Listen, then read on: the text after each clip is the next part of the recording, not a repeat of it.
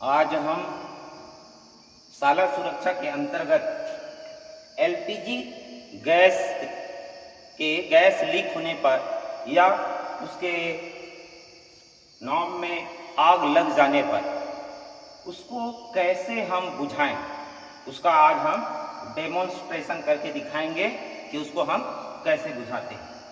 बच्चे इसका अभ्यास नहीं करेंगे, ये बड़े लोगों को अभ्यास के लिए है और उसमें ये केवल उनमें एक आत्मविश्वास बढ़ाने के लिए बनाया गया है, ताकि विपरीत परिस्थिति में यदि किसी के यहाँ इस प्रकार की दुर्घटना हो तो वो अपना बचाव कर सके। इसके लिए एक चीज को याद रखना है, गैस सिलेंडर कभी भी अचानक नहीं फटता है।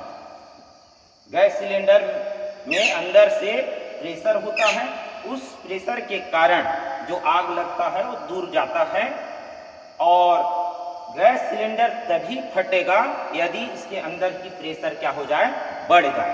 और अंदर की प्रेशर तब बढ़ेगा जब इस गैस सिलेंडर को बाहर से इसका टेम्परेचर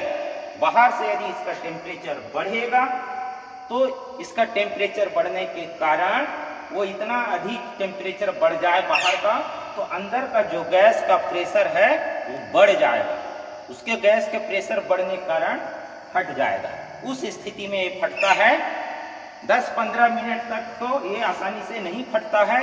ज्यादातर केस में जब किचन वगैरह में आग लग जाता है, गैस लीक होते रहता है, आग लग जाता है आसपास में, उस आग की गर्मी के कारण इस गैस सिलेंडर के बाहर का तापमान क्या हो जाता है, बढ़ जाता है, जिसके कारण अंदर के गैस की प्रेशर क्या हो जाता है, बढ़ जाता है, जिसके कारण से फटता है। और ऐसी घटनाएं कम होती हैं, मगर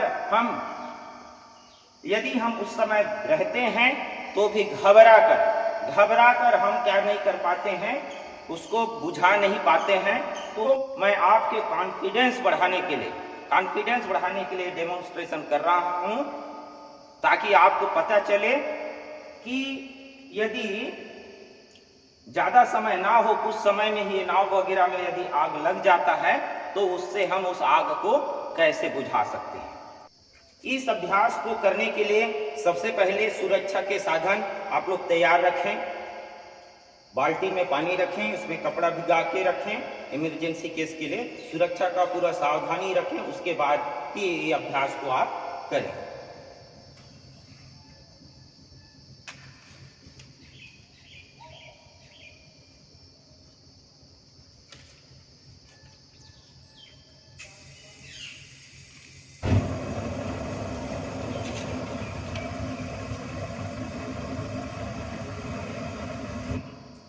इस प्रकार से हम देखो आग को बुझा दी। एक्चुअल में होता क्या है,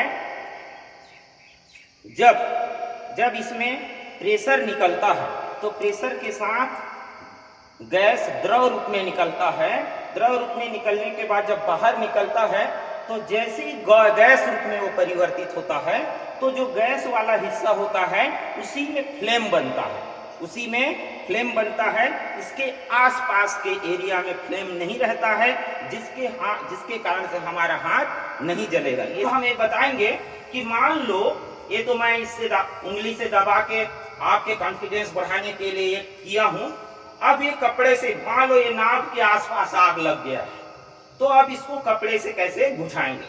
तो मैं तो अभी यहाँ नाव के आसपास आग नहीं लगा सकता, इसी में करके दिखाऊंगा आपको, ताकि आपको पता चले।